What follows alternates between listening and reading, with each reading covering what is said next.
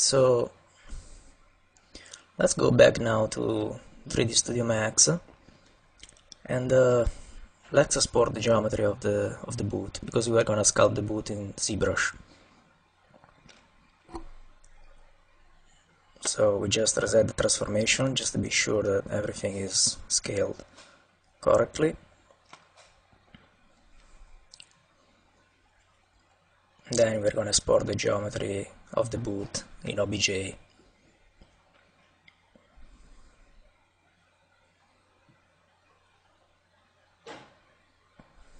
And same for the lower part of the boot, the sole. Now back to ZBrush, and we imported the OBJs of the boot and the sole, of course, and we're gonna append them to the previous subtools that we already had. Here we go. And we're gonna create also the other boot with the subtool master with the mirror function. Basically, yes, we're gonna duplicate both the soles and the boot itself as separate sub-objects, just to have a visual reference of the overall character. But we're gonna focus on the boot only for now.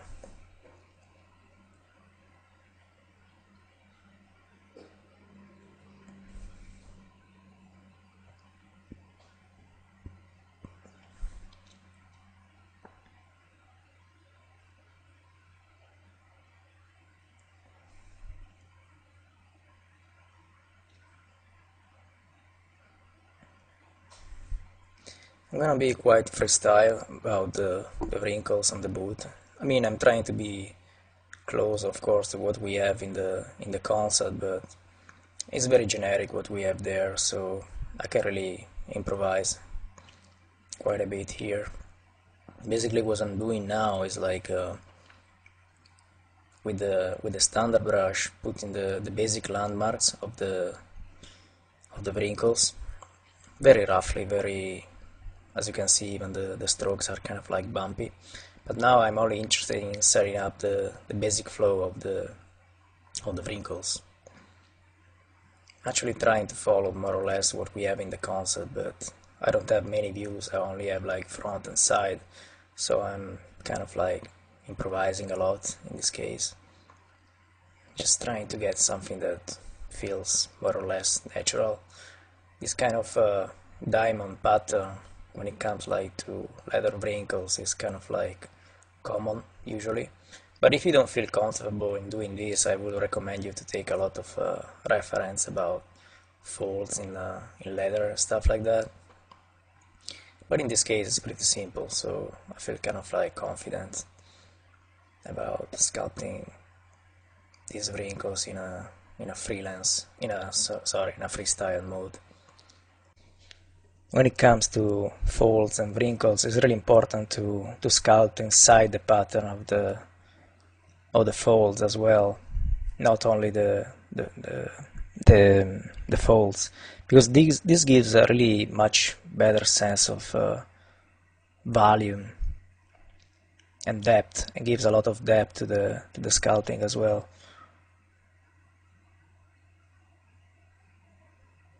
As you can see, I sculpt the folds, but then I also tend to sculpt inside of the space which is generated by the folds,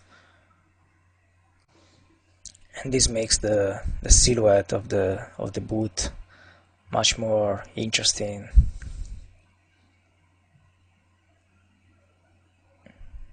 Just a little bit of work on the back part of the boot, on top of the heel. Dam standard in this case to chisel the line.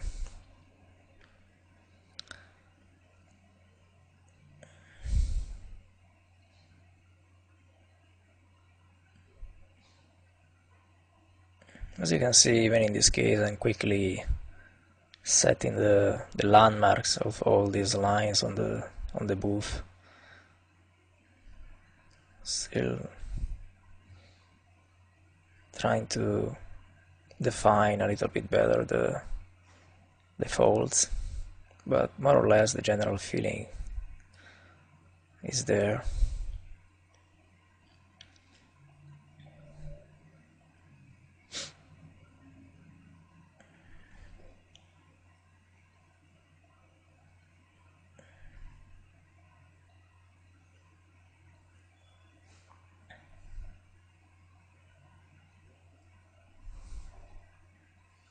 Of course, this kind of folds are kind of exaggerated, but we are talking about a stylized character after all.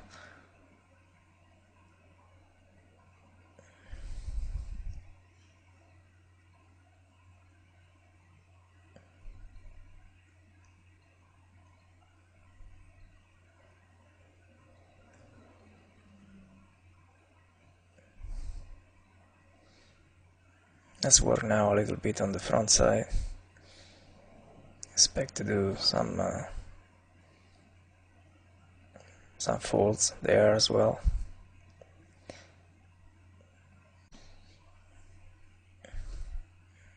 And just tweak a little bit the overall shape with the move tool.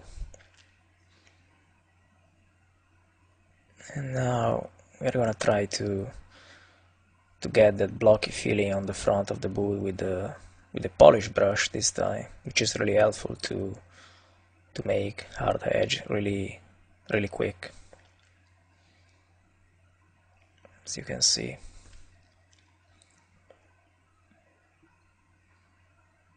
I'm of course following the concept about the general shape of the boot, but I'm putting a lot of lines that were not clearly shown in the concept.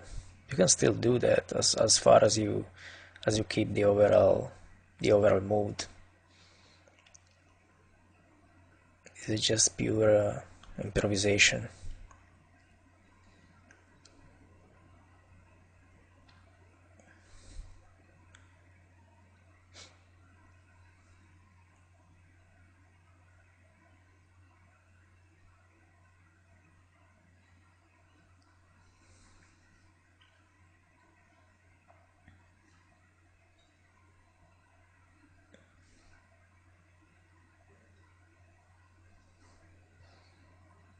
Even in this case, I think I'm gonna do a quick work of retopology later, but for now I'm having a lot of fun sculpting this.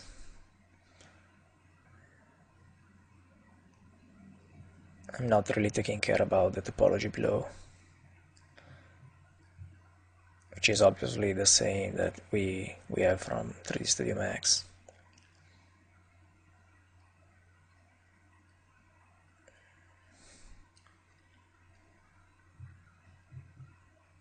Adding some more neat edges right now with the dam standard. It's really great for hard edges.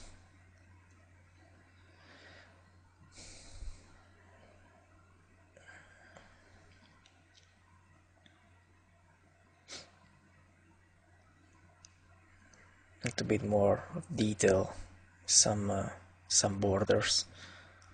Dam standard in this case as well.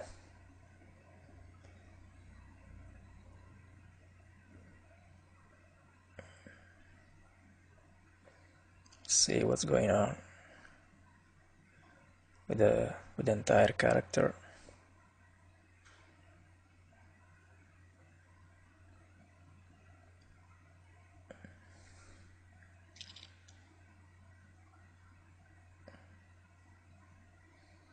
I'm masking part of the soul because I want the front part of the soul to be a little bit more thin compared to the rest of the soul.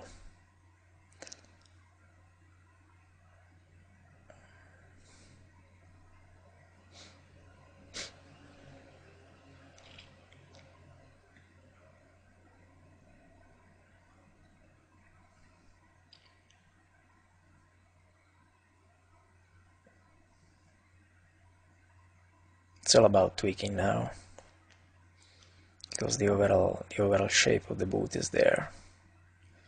It's all about polishing, basically, adding a few hard edge here and there, just refine a little bit better the folds themselves.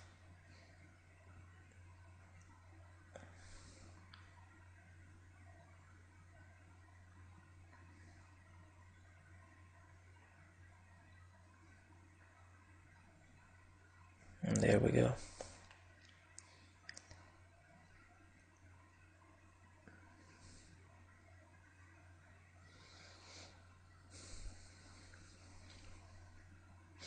Let's add a little bit more detail, masking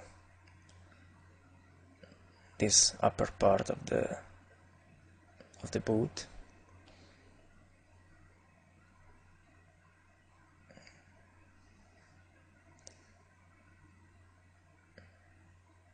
Actually, we are using the standard brush, the Z sub mode, so we basically carved this geometric shape. It can be like, just the part where the boots open on the top, using the damn standard right now to define a little bit better the border. The lazy mouse on, of course, because it's easier to have a continuous smooth stroke. We do the edges with the damn standard.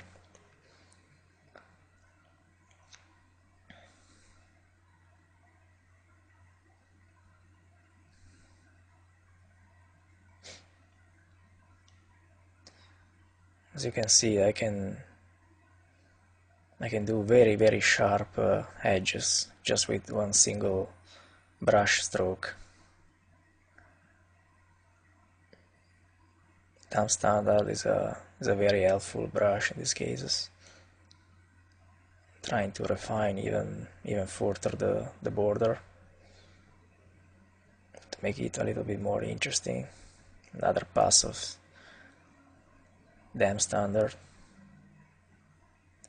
So we have this kind of double border.